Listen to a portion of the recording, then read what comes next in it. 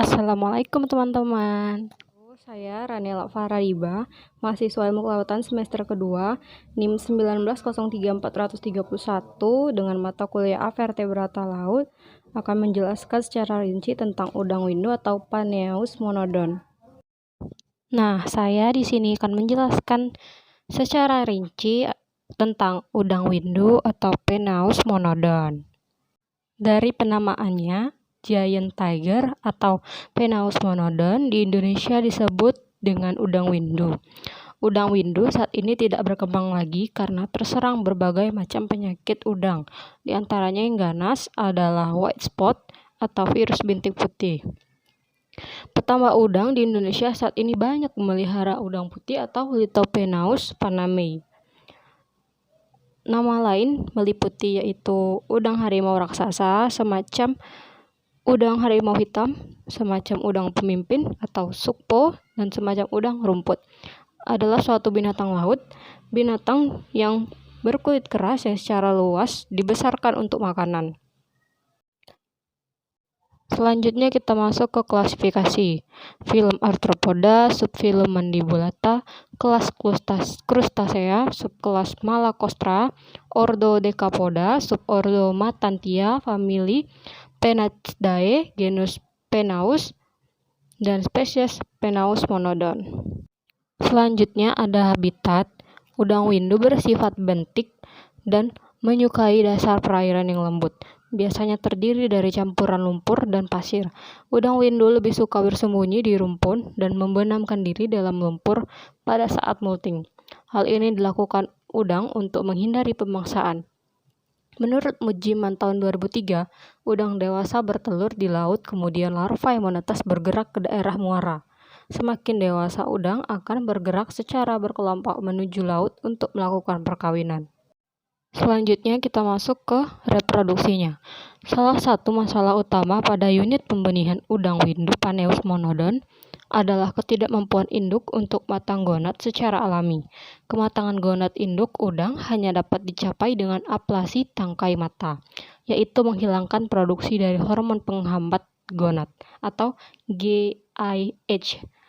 Meski metode ini sangat mudah, ablasi dapat menyebabkan gangguan metabolisme asam lemak, perilaku renang udang menjadi miring, penurunan kualitas gamet, stres, dan kematian.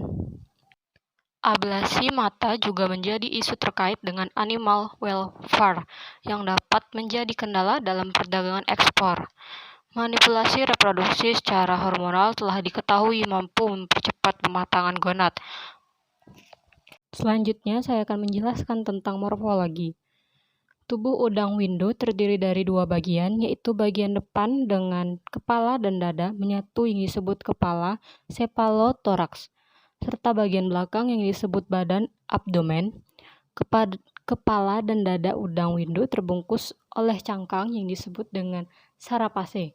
Cephalothorax terdiri dari 5 segmen untuk bagian kepala dan 8 segmen untuk bagian dada.